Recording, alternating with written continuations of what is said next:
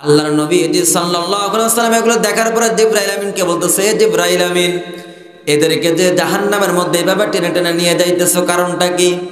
তখন বলতেছে, ইয়া রাসূলুল্লাহ, ইয়া হাবিবাল্লাহ, এদেরকে জাহান্নামের মধ্যে নিয়ে যাইতেছে, এরা দুনিয়ার মধ্যে থাকা অবস্থায় 6টা পাপ করছে। কয়টা? আরেকটা আওয়াজ দিয়ে বলেন, কয়টা? 6টা পাপ কাজ করার কারণে আল্লাহ পাক রব্বুল আলামিন তাদেরকে জাহান্নামের মধ্যে দিচ্ছে। তখন জিবরাইল আমিনকে বলতেছে, এ জিবরাইল আমিন, এই দুনিয়ার মধ্যে থাকা অবস্থায় যে 6টা কারণগুলো করছে, যে 6টা পাপ কাজ কারণগুলো করছে, আমাকে একটু বলো দেখি। তখন আমরা রোজা রাখবো না কেন? আজকে আমরা নামাজটা পড়বো না?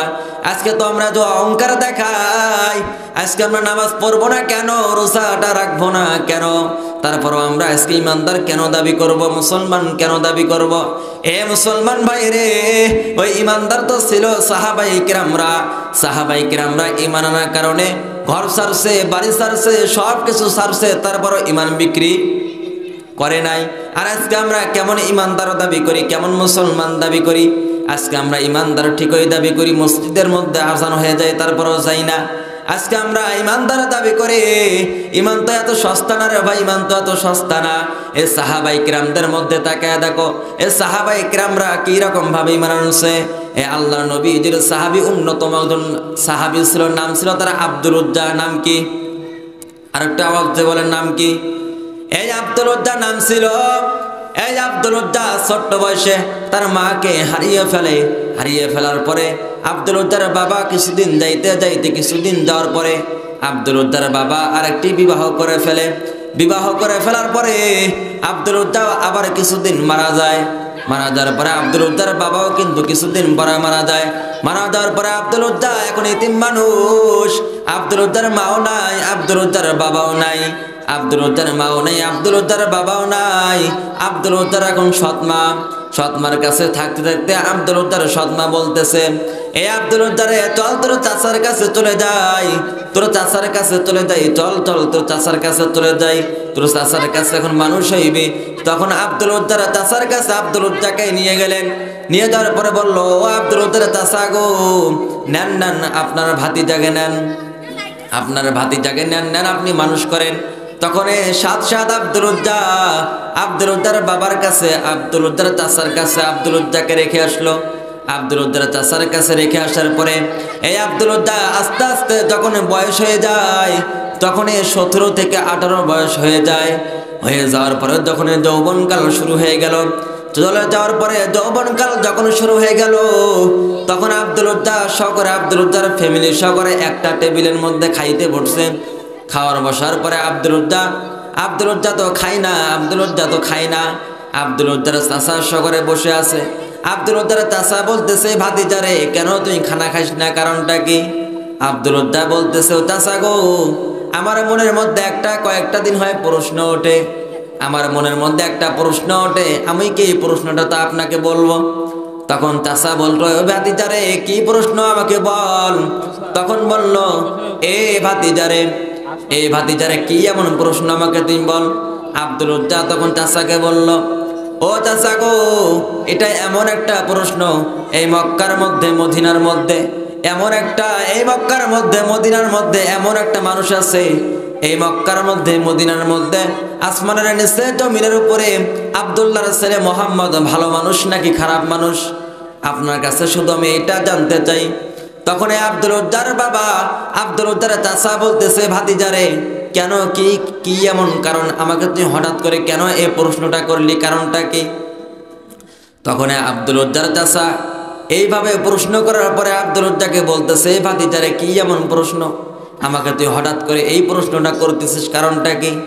আব্দুল উজ্জা বলতেছে, ও চাচা গো, এই মক্কার মধ্যে আব্দুল্লাহর ছেলে মোহাম্মদের কথা আনাসে কানাসে গলিতে যে জায়গার মধ্যে চলে যায়, শুধু আব্দুল উজ্জার শুধু ঘটনাই শুনি, আব্দুল উজ্জার ঘটনাই শুনি, কারণটা কি?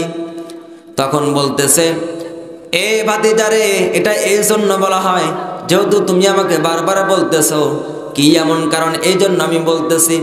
এ ভাতিজারে, আসমানের নিচে জমির উপরে আব্দুল্লাহর ছেলে মোহাম্মদের মতো কোনো ভালো মানুষ আর এই জমিনের মধ্যে নাই। আর একটু আওয়াজ দিয়ে বলি সুবহানাল্লাহ, আর একটু আওয়াজ দিয়ে বলি সুবহানাল্লাহ। এ মুসলমান ভাইরা রে, দেখেন দেখেন সাহাবায়ে কিরামদের মতো কি রকম ঈমান, আর আজকে আমাদের কি রকম ঈমান। এই সাহাবায়ে কিরামরা জীবনের মধ্যে এই ঈমান আনার কারণে ঘর ছাড়ছে, বাড়ি ছাড়ছে, তারপরও ঈমান বিক্রি করে নাই। দেখেন দেখেন তারপরে কি ঘটনা হয়ে গেল। এই আব্দুল উজ্জা যখন ওনার চাচার কাছে যখন এই ঘটনাটা শুনছে, এই আসমানের নিচে জমিনের উপরে আব্দুল্লাহর ছেলে মুহাম্মাদের মতো কোনো ভালো মানুষ নাই। তখন বলার কারণে তখন বলতেছে, চাচা গো, আমার একটা মনে মনে একটা আমি ওয়াদা করছি, যদি আব্দুল্লাহর ছেলে মুহাম্মাদের কথা আপনার মুখ থেকে ভালো কথা শুনি, তাহলে কিন্তু আমি কিন্তু এই মুসলমান হয়ে যাব। এই আব্দুল্লাহর ছেলে মুহাম্মাদের কিন্তু আমি অন্য ওই ধর্মের মধ্যে চলে যাব। চলেন না গো চাচা, আমরা সবাই ওই ধর্মের মধ্যে চলে যাই।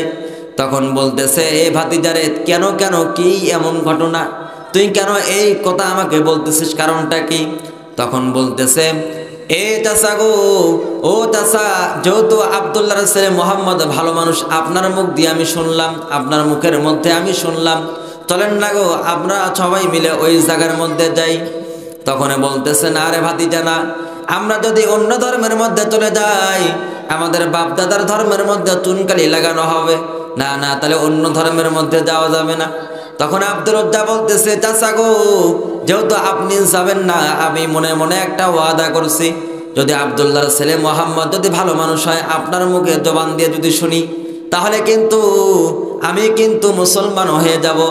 আপনার এই সামনের মধ্যে আপনাকে সাক্ষী রেখে আমি কালেমা পড়ে আব্দুল্লাহর ছেলে মুহাম্মদের কালেমা পড়ে আমি মুসলমান হয়ে যাচ্ছি। লা ইলাহা ইল্লাল্লাহু মুহাম্মাদুর রাসূলুল্লাহ।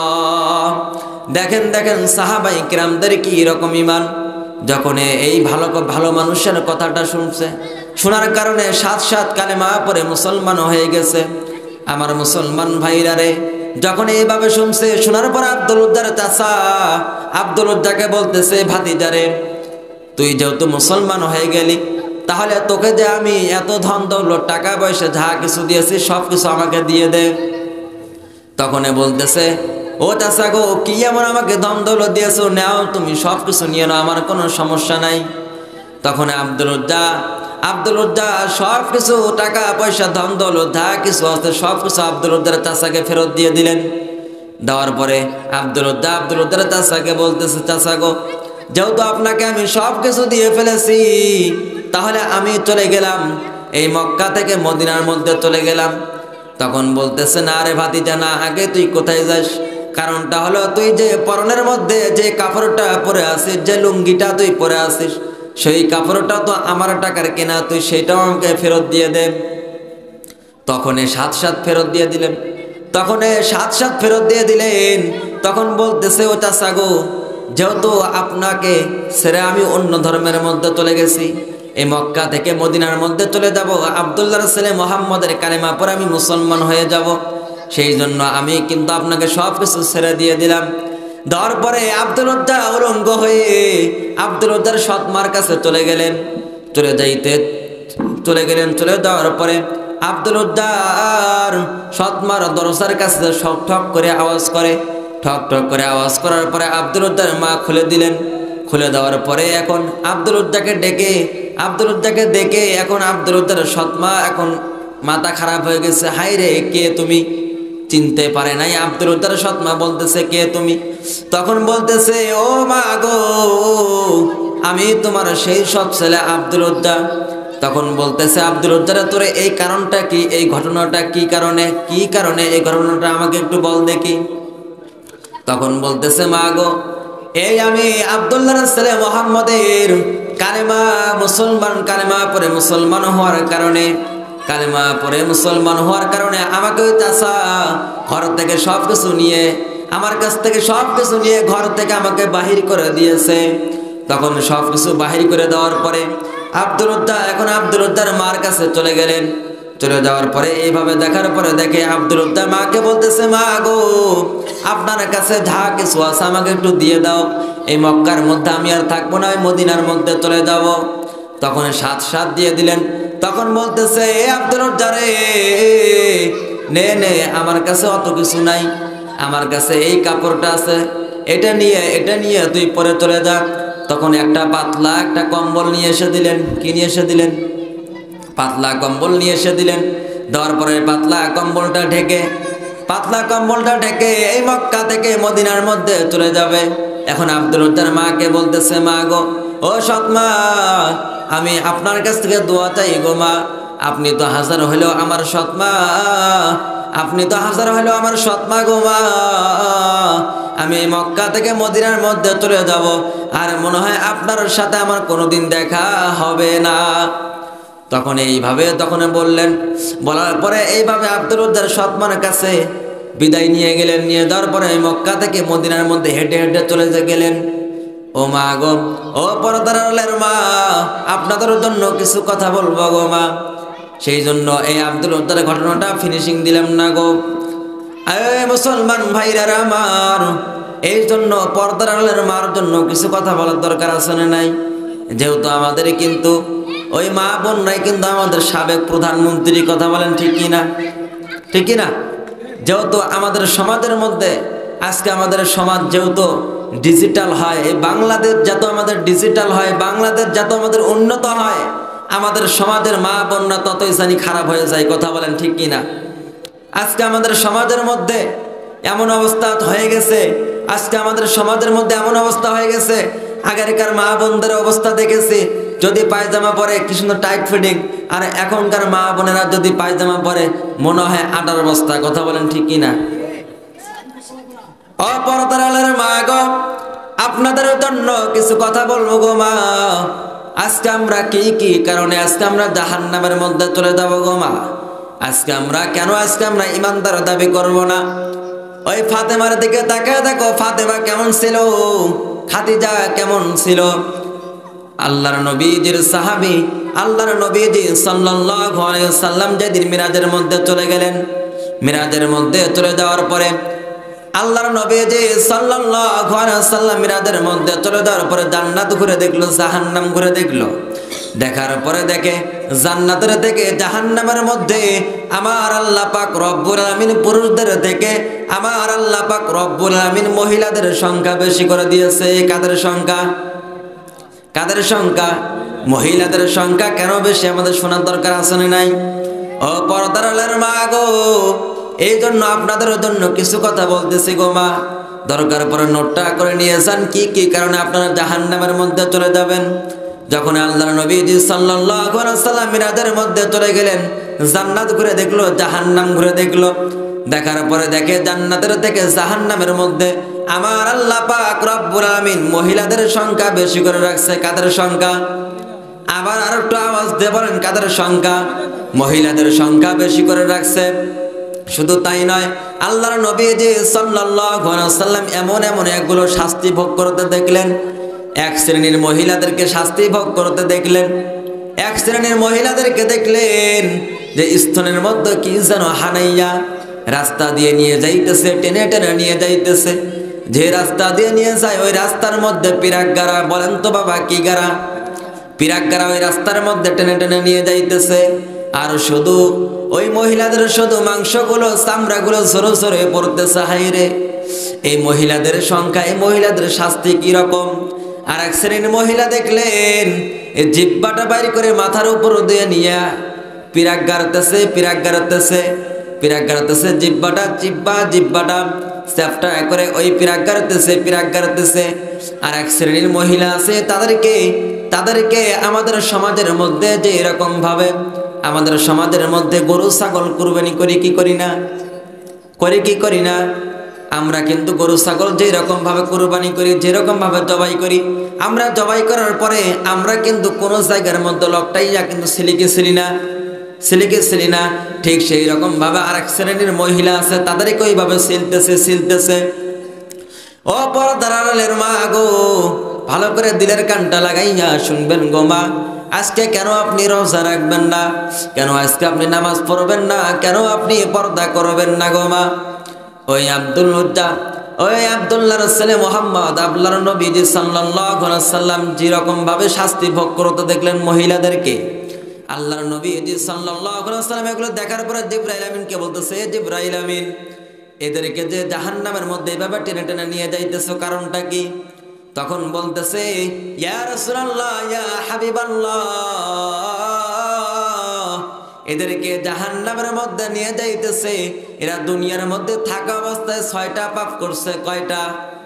আর একটা আওয়াজ দিয়ে বলেন কয়টা? 6টা পাপ কাজ করার কারণে আল্লাহ পাক রব্বুল আলামিন তাদেরকে জাহান্নামের মধ্যে দিচ্ছে। তখন জিবরাইল আমিনকে বলতেছে, এ জিবরাইল আমিন, এই দুনিয়ার মধ্যে থাকা অবস্থায় যে 6টা কারণগুলো করছে, যে 6টা পাপ কাজ কারণগুলো করছে, আমাকে একটু বলো দেখি। তখন বলতেছে, ইয়া রাসূলুল্লাহ, ইয়া হাবিবাল্লাহ, এরা দুনিয়ার মধ্যে থাকা অবস্থায় 6টা পাপ কাজ করার কারণে এরা 1 নম্বরে যারা চুল বাহির করে রাস্তাঘাটে ঘোরাফেরা করে, যারা কি চুল বাহির করে রাস্তাঘাটে ঘোরাফেরা করে, আপনাদের সমাজে কি নাই? আছে কি? 1 নম্বরে যারা চুল বাহির করে রাস্তাঘাটে ঘোরাফেরা করে তারা কোথায় যাবে? জাহান্নামের মধ্যে চলে যাবে। 2 নম্বরে যারা পরকিয়া করে, 2 নম্বরে কি করে? পরকিয়া করে। 2 নম্বরে যারা পরকিয়া করে তারা কোথায় যাবে? জাহান্নামের মধ্যে। 3 নম্বরের মধ্যে যারা নামাজের মধ্যে অলসতা করে, 3 নম্বরে কি করে? নামাজের মধ্যে অলসতা করে। 4 নম্বরে যারা পবিত্র থেকে অপবিত্রতা থাকে। 5 নম্বরে যারা গীবত করে। 6 নম্বরে যারা হিংসা করে। এই 6টা কারণে আমার আল্লাহ পাক রব্বুল আলামিন জাহান্নামের মধ্যে দিবে। কোথায়? জাহান্নামের মধ্যে দিবে। তাহলে এই 6টা কারণ আজকে আপনাদের মেসেজ। কয়টা কারণ? কয়টা কারণ? 6টা কারণে আজকে আপনাদের জন্য মেসেজ। ইনশাআল্লাহ আপনারা এখান থেকে যাওয়ার পরে বিবি বাচ্চা যারা আছে তাদেরকে বলে দিবেন এই 6টা কারণ যেন আমাদের মধ্যে যেন না থাকে। কথা বলেন ঠিক কিনা?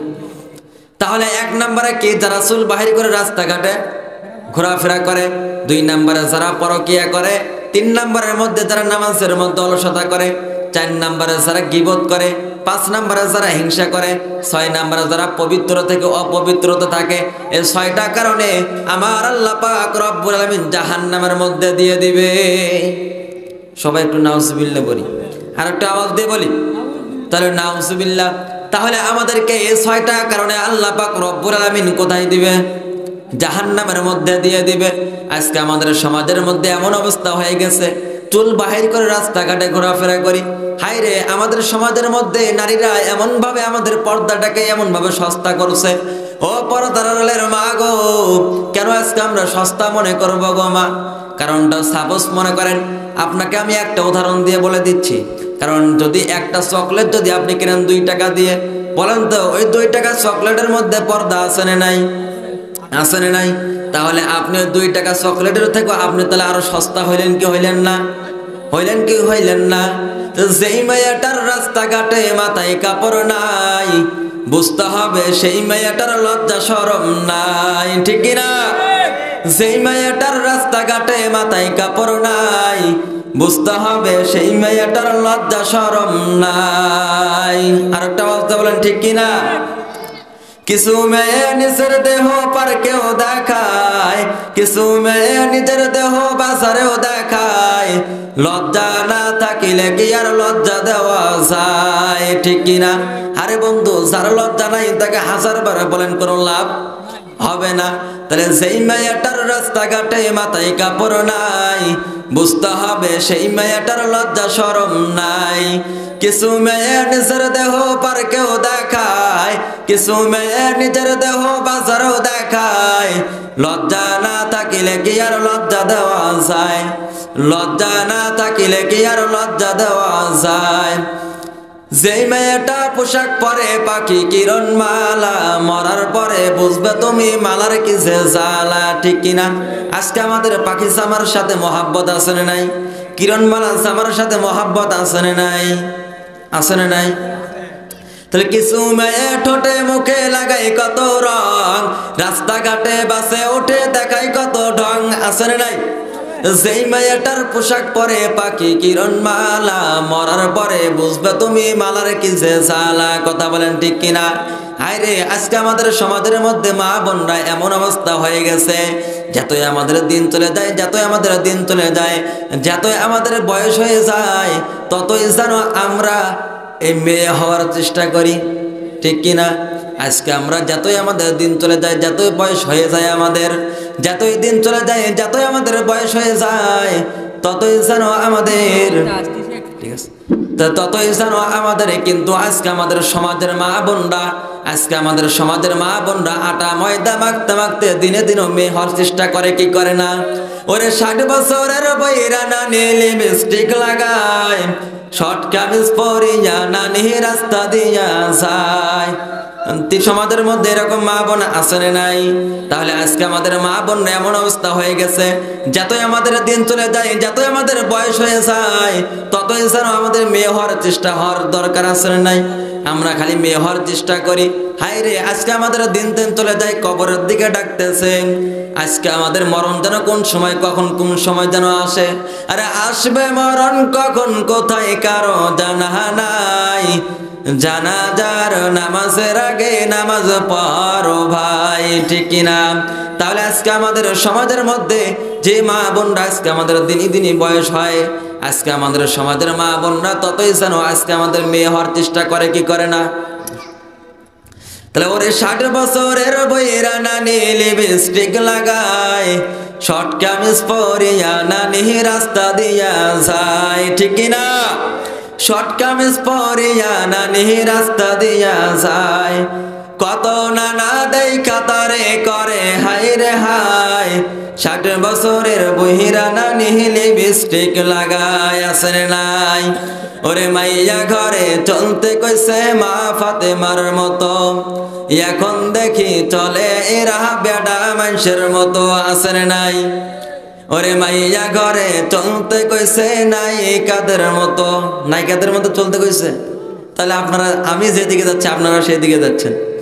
ওরে মাইয়া ঘরে চলতে কইছে মা ফাতেমার মতো, এখন দেখি চলে এরা বেডা মানুষের মতো। ওরে মাথার না মাথাতে নাই, মাথাতে নাই রয়, ও ভাই রাগ করো না, ভাই বোনের হাত দুই কেন কথা কই। চলবে কি চলবে না? চলবে। তাহলে ইনশাআল্লাহ আল্লাহ পাক রব্বুল আলামিন যেন আমাদের সবাই কবুল করে, সবাই আল্লাহুম্মা আমিন। তাহলে যে 6টা কারণ বললাম, কয়টা কারণ? 6টা কারণ। আমাদের মা বোনদের 6টা কারণ। 1 নম্বরে যারা চুল বাহির করে রাস্তাঘাটে ঘোরাফেরা করে, 2 নম্বরে যারা পরকিয়া করে, 3 নম্বরে যারা নামাজের মধ্যে অলসতা করে, 4 নম্বরে যারা পবিত্র থেকে অপবিত্রতা থাকে, 5 নম্বরে যারা গীবত করে, 6 নম্বরে যারা হিংসা করে। এই 6টা কারণে আমাদের সমাজের মা বোনরা কোথায় যাবে? জাহান্নামের মধ্যে চলে যাবে।